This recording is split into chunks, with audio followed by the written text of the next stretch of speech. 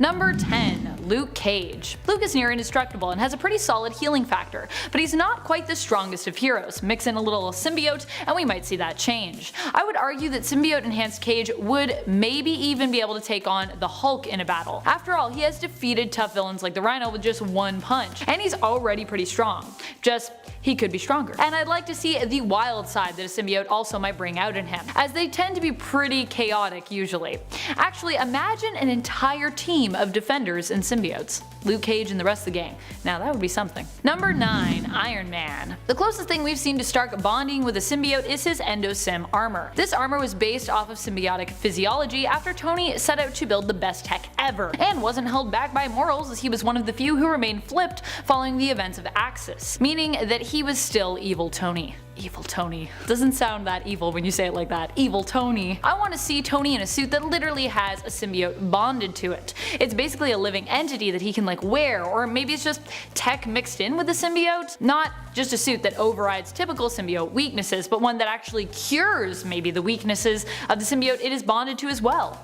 That'd be cool. We also have like a way too strong symbiote, but I'm down for it, We could retcon it later. Number 8. Jessica Jones. Armed with her super strength and flight powers, Jessica Jones is already a pretty intimidating presence, especially when Kristen Ritter is portraying her armed with a bunch of attitude. Now imagine her with a symbiote. Interrogations would go so much smoother, and I have a feeling that Jessica would be a great person for a symbiote to embody, in terms of how unruly they can be. I feel like her sometimes no-nonsense attitude would allow her to keep her symbiote in check. Symbiote would be like, blah! She'd be like, don't do that.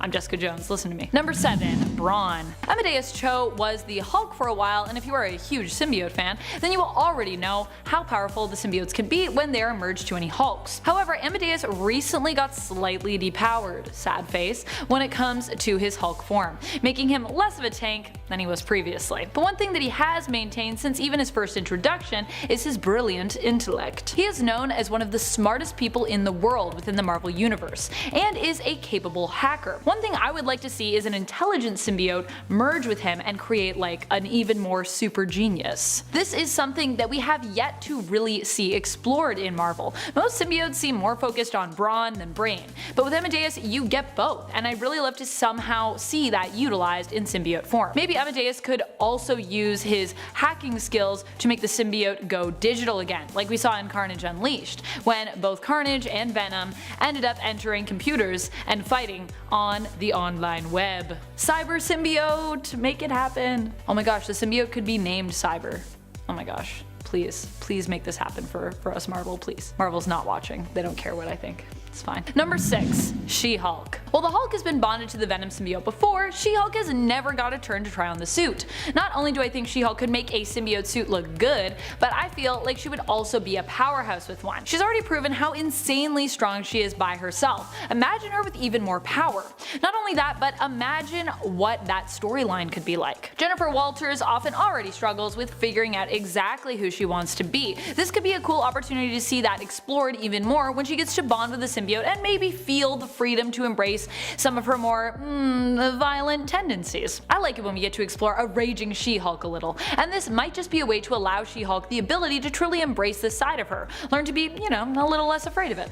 Or maybe she would just totally freak out. I'm kinda down for either, really. Number 5. Scarlet Witch. Well, Venom already one time went after Franklin Richards, aiming to be merged with the strongest being around him, with the most naive and moldable mind. He was rejected by the insanely powerful mutant. Naive and moldable mind my butt, even when Franklin is a little boy. With Scarlet Witch though, I could see her welcoming a symbiote at some point. Her powers would make her symbiote self pretty unstoppable, and it would be cool to see her lose control and then just like end up raging while merged with one of the Klyntar symbiotes. Could you imagine Carnage and Scarlet Witch together? Now that would be terrifying. Maybe we could call her Blood Witch. Someone link some artwork there.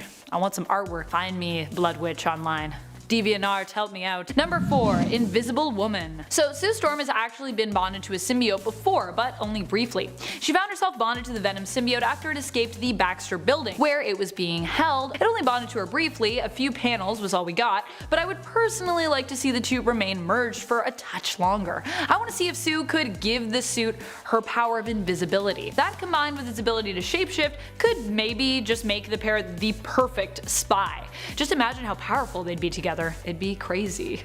It'd be so insane. Move out of the way, Black Widow. Sue Storm Symbiote espionage version is coming. That was the clunkiest name I've ever said, I've ever made up on the spot. Number 3, Moon Knight. Who wouldn't want to see this, right? Moon Knight is already a pretty violent dude by himself. He's already kind of chaotic, making him both the worst and best fit for a symbiote of his own. A symbiote to call my own. Also, imagine just how much more terrifying this would make him. Far too terrifying. Seriously. The closest we've gotten to this happening was in the video game Spider-Man Web of Shadows, where we got some concept art of him wearing a symbiote in the credits. Though, he never did so in the game, sadly. But we could take that concept art, we could put it in a comic book, and we could make him a symbiotic Moon Knight. Yes. Yes, excellent, excellent. Number 2, Batman. How awesome would it be to see Batman get a symbiote? He would actually get bona fide superpowers of his own, right? I know we'd need a DC/Marvel crossover for this to happen, but wait, what? He's already had one. DC is symbiotes? What? It's true, DC has their own symbiotes. While they are not as neatly organized as Marvel's entire race from Klyntar or the wannabe Marvel symbiote race of the Poisons, symbiotes do exist in DC and they are crazy. Batman actually found himself temporarily bonded to one known as Black Rock in a fight against Supes. It granted him enhanced strength, endurance, allowed him to fly, and ultimately helped him to defeat Superman. I don't know about you, but I think that would be super cool if Batman was this powerful all the time. He has run into Carnage in a Marvel/DC crossover where he and Spider-Man teamed up to take down the Joker and Cletus, but he has yet to run into Venom, and that is a symbiote I'd love to see him try on. Knowing how disciplined Batman is, I bet he'd actually have insane control over a Klyntar symbiote. Number 1, Silver Surfer.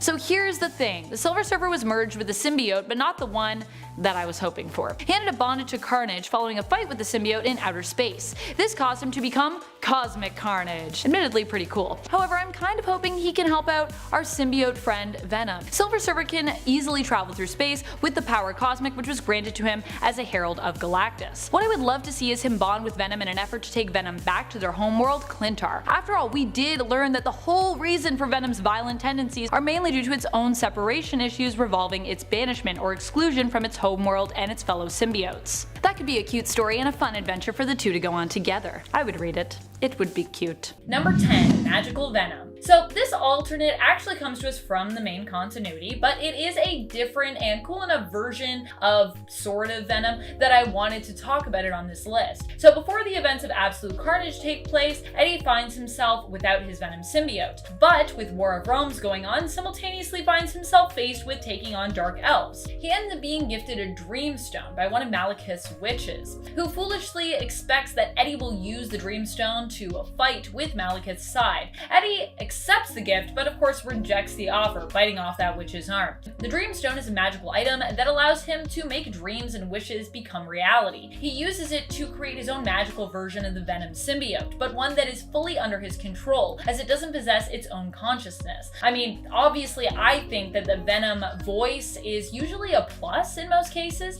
but having your own symbiote that you have complete control over, that sounds pretty freaking sweet. Number 9, Symbiotes. The Symbiotes in the battle realm of Earth 15513 come from the combination of the remnants of the dark side of the Sentry, known as the Void, and the Venom symbiote, after both were blasted away and seemingly disintegrated during the Contest of Champions miniseries by Punisher 2099. Not only do they look super freaky and cool, but it is through their existence that the stick of this universe is able to actually resurrect the Sentry after he's been killed, while at the same time using their connection to the Void to actually siphon out that second personality of Robert Reynolds, so that all that remains is the Sentry, which is pretty neat. Even if you don't think these things are as cool as Venom just on their own, just how they're used, like to create a Sentry without a Void, that's insane. Number 8, Port Grind. Okay, so hear me out. Yes, this version of Venom does come from the same alternate universe as Peter Porker of Earth 8311. And I know what you are thinking, this maybe makes him more ridiculous than the original, not cooler, Amanda. But the crazy thing about any alternates that are from the Anniverse of Earth 8311 is that they have insane physics-defying fighting techniques due to the fact that they are cartoons. Because of this, the Port Grind of Earth 8311 could likely kick the butt of Earth 616's Venom, squishing him into just like a little ball of putty in his hands. He'd like squish it into a ball and then like slam dunk it or something. Now, does increased power equal increased coolness? I think in this case it does, but you can be the judge on that and you can let me know your thoughts on the Antiverse and pork grind in the comments below. Number 7, 1602 Carnage. Why 1602? Because everything is kind of better and often prettier in the alternate 1602 universe. This version of Carnage is a demon who is bonded with Candace Cassidy, who also happens to be the leader of the Sinister Sextet in this alternate universe. A version of the Sinister Six, led by Carnage, well, to me, that is a deadly and insane team. The Sinister Sextet included a version of the Lizard known as Reptile, a version of Hobgoblin, an alternate for Kraven known as Karnov, the 1602 version of Electro, and an alternate Mysterio known as Magnus. Number 6, Symbiote Spider-Man. When we're talking about Spider-Man as a villain, there is almost no one more unstoppable or worse than Symbiote Spider-Man from the 1989 What If series, in issue number 4. This What If posed the question of what if Spider-Man had become possessed by the symbiote, and it was unable to be separated from him. This resulted in Spider-Man becoming the ultimate villain himself, far greater than Eddie Brock's Venom ever was or probably would be. This symbiote took full control over Peter and eventually left him to possess the Hulk, and then moved on to Thor. It just moved on to like more and more powerful beings. The only thing that could stop it was Black Bolt's sonic scream, but it wreaked more havoc than many other symbiotes, save the Grendel symbiote, maybe, ever have.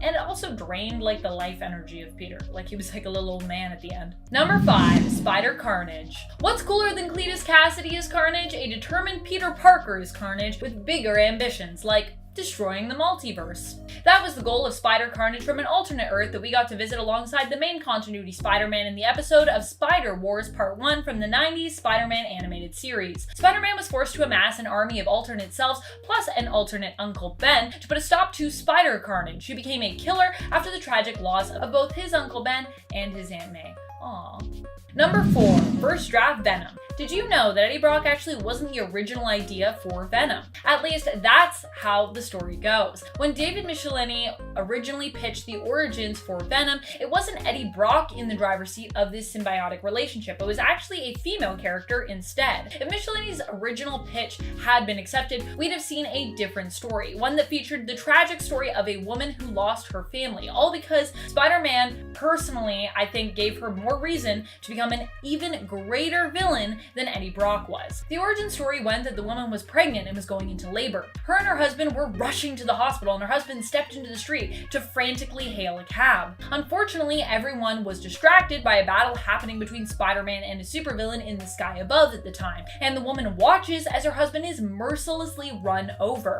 She immediately goes into labor and loses her baby as well to boot. Whew, rough. Admitted to a mental institution, she blamed Spider-Man for her loss, and you can likely guess what happens next. This would have potentially made for an even more compelling and tragic story than the one we got with Eddie Brock. Also, I would be thinking, kind of fair maybe that you're upset. Number 3, Ultimate Venom. There are a couple different versions of Ultimate Venom on the Earth of 1610, the Conrad Marcus version and the Eddie Brock Jr. version. This alternate version of the Venom symbiote was created to be a cure for cancer as opposed to being an alien entity from outer space, and as such its healing and regenerative properties supersede even the Earth 616 version. Like in the Tom Hardy Venomverse, however, this suit can only bond with specific people that it's been created for, and if it isn't compatible, it will kill you. Following down that same murderous path, it has an insatiable hunger and needs to feed off others in order to survive. Failing to keep it properly fed can result in it consuming its wearer instead, but its only other weakness is to extremely strong electric shocks. Extremely strong. This gigantic powerhouse of a symbiote has been shown to be stronger than both Miles Morales and Peter Parker of Earth 1610 combined. So it's also stronger than our Venom, I think. Also just looks bigger. Number 2, GR35. That's what I'm calling this symbiote, because that's kind of where it exists. This version of the suspected Venom symbiote shows up at the end of the 2018 Spider-Man game, which takes place on Earth 1048. This universe actually also has its own comics now as well, so you can read those if you really like it. This symbiote appears to show up in a secret lab in a tank with Harry Osborn, labeled GR35, likely a reference to the Ultimate Universe. It's suspected that we will likely see this version of the symbiote in action in the second game, and that it could even be combined with the Goblin Serum, so maybe some kind of Green Goblin and Venom hybrid with Harry Osborn, which honestly sounds super cool. We've seen the insanity that was Red Goblin before in the comics with Norman and Carnage coming together, so a Venom / Goblin Harry is definitely something that I would be excited to see. Especially if he's like bad originally and then he becomes good or something like that. I'm into it. Could be fun. Number 1, Edward Sachs. Edward Sachs gets such a high spot because of just how terrifyingly massive he is, and how evil he is as well. He's pretty evil. This version of Venom has taken up a job in politics and appears to be the mayor of New York, Mayor Waters' aide in the Spider-Man Reign storyline, which takes place on Earth 70237. Edward Sachs, as he is referred to though, actually appears to be the one pulling the mayor's strings and seems to have more control than most aides over what goes on in the city of New York. He also has been working to bring back the Sinister Six. He also made thousands of copies of the Venom symbiote and is responsible for Web, a security group responsible for preventing anyone from leaving the city. Number 10, Digital Form. In the Carnage Unleashed saga, we learned that not only can a symbiote shapeshift, but beyond that, it can also become digitized. How this works? Well, no one really knows. It wasn't really explained. We've only really seen it utilized within that story itself. Cletus Cassidy managed to use this random ability while merged with the Carnage symbiote to flow into his computer screen, through it, and out a different screen, moving through some sort of online network, I assume. Cassidy used this skill to terrorize players of the Carnage video game, which was made with Cletus's blessing. Obviously for somewhat sinister purposes, because then he used it to kind of go around and kill people. In the end, Venom has to fight him on this new digital plane, or as Carnage refers to it, Electric Candyland Hoo-Haville. Oh, the 90s. 9. Here Boy. Lasher was created by the Life Foundation, who captured Venom and forced it to procreate, forcibly extracting 5 children from the symbiote. Lasher was one of these 5. After its current human host died, who it was bonded to along with 3 other symbiotes at the same time, together they were known as Hybrid, Lasher ended up used by the US military. Due to the trauma that the symbiote had experienced when it was forcibly separated from the other 3 symbiotic members that made up Hybrid, it and the other 3 symbiotes were unable to fully bond with a host. So instead, it got bonded with a war dog and became this freaky looking dog symbiote thing. Imagine having a symbiote dog for a pet. Probably be pretty useful actually. Number 8. Carnage kills Venom.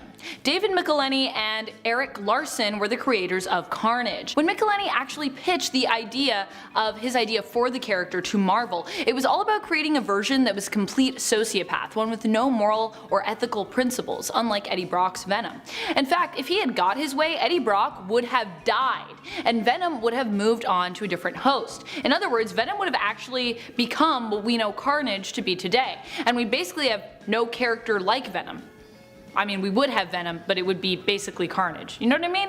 Fortunately, Venom was so popular that Marvel decided they didn't want to go exactly with Michelinie's full plan, instead deciding to use his creation as a secondary symbiote character and introducing Venom and Eddie Brock's nemesis, Carnage, as bonded to serial killer Cletus Cassidy. And that's how we have Carnage today. What? Could you imagine though if they killed Venom? Oh my goodness. Number 7. Just a costume. Originally the black and white suit that we would later come to know as the Venom symbiote, who would set us down the path of symbiote mania once it became popular, was just that, a suit. It wasn't sentient at all initially. At least it didn't seem that way. The suit seemed to be intended more as an update to Spider-Man's look. In fact, the issue where it's introduced says the rumors are true in regards to his new suit. However, the suit was received poorly by fans who complained that they missed Peter Parker's classic red and blue, and it was likely the fans' reaction that prompted Marvel to think of a plot to help Parker ditch the new look. The suit was first introduced in Amazing Spider-Man Volume 1, Issue 252 in May 1984, but it wouldn't be till December of that same year in Marvel Superhero Secret Wars Issue 8 that the backstory of the suit would even be explained, and it was only once we knew it was sentient that Marvel began the plot explaining why Peter wanted the suit gone, allowing him to return to his more popular classic look, and allowing the suit to then bond with Eddie Brock and go on to become the insanely popular Venom symbiote that we know today. Number 6. Bonded with Bizarro. Sort of. In Amalgam Comics Spider-Boy issue number 1, we got to see an imagining of what it would be like if Bizarro from DC and Carnage from Marvel bonded together. And we got Bizarnage. What a great name, Bizarnage. Bizarnage, however, was not actually comprised of these two characters, but simply represented the what if of the two villains getting together. So you'll notice that he speaks oddly but not quite like Bizarro, and happens to have a lot of abilities similar to Carnage, and a similar symbiotic look to him, although where Carnage is bloody red, Bizarnage is bone white. Number 5. Secret Symbiotic Dimension. When the first symbiote suit appeared, it was revealed to have a super random power. It could store things by accessing a pocket dimension. This was delved into after its origins were revealed in Secret Wars, and we began to learn more about its abilities. Apparently the suit has access to its own pocket dimension. It's uncertain as to whether other symbiotes share this ability with Venom, or as to if we will ever see that power used again, as it pretty much only came up when it was being introduced to us, and then it was never really mentioned or referred to again. It's been a while since people have brought that up, so. Number 4. Fusion. I love that fusion has just become such a huge nerd thing. Almost every form of fandom has like some form of fusion at some point involved in its characters or its story. When I am talking about fusion with symbiotes, by the way, I'm not talking about symbiosis between a symbiote and its host. I'm talking about symbiotes full on fusing together. We saw this happen when Hybrid was created, who I was talking about earlier with the Lasher. Lasher was one of the 4 symbiotes involved in it. The other were also offspring of Venom, Riot, Phage, and Agony. These 4 symbiotes fused when Scream killed their hosts. Scream was actually the 5th child of Venom to be extracted by the Life Foundation. When bonded with the host, the fused symbiotes each speak to that host. In other words, you would constantly have multiple voices and personalities in your head, not just one, not just the one of the one symbiote you're bonded to. Hybrid is also capable of creating smaller versions of itself by detaching parts of itself, and it can like send those off. It absorbs chemicals and can spit acid, and it is even capable of flight through shapeshifting to have wing-like appendages. Now this doesn't seem that crazy, but at the time, that was pretty crazy, because Venom I think can do that now too, but apparently wings are a hard thing to make. Took people a while to get there. Number 3. Self-partnered. I don't need no host. When symbiotes were originally introduced in comics, they were shown as needing to bond to a host to survive. If they didn't have one, they would basically starve and die. Since then, this interpretation in comics has changed. While symbiotes enjoy bonding with a host, as it keeps them well fed and gives them purpose and companionship, they don't actually need to anymore, unlike the Venom movie where we saw like those symbiotes seem to need someone.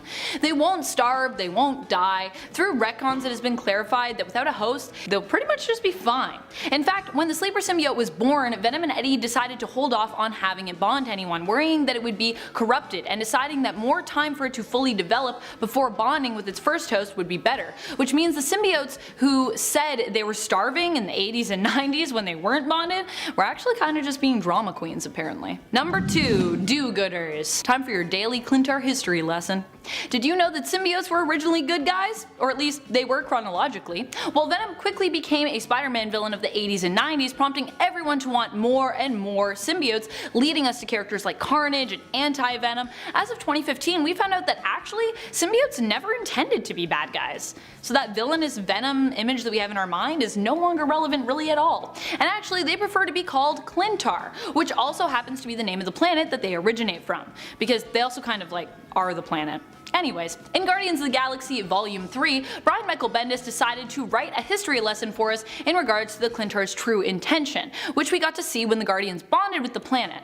Basically, the Klyntar are inherently good, seeking to help those across the galaxy who need it. No matter where they are connected to the hive mind, unless they become corrupted by an imperfect host, which was what we saw happen in the case of Venom merging with Eddie Brock. Eddie Brock was not a perfect host. We got to see the bad side of that symbiote. Though at this point Venom had already been cut off from the hive mind of Klyntar, meaning that it had already lost its way, so it was already kind of twisted and evil when it came across Eddie.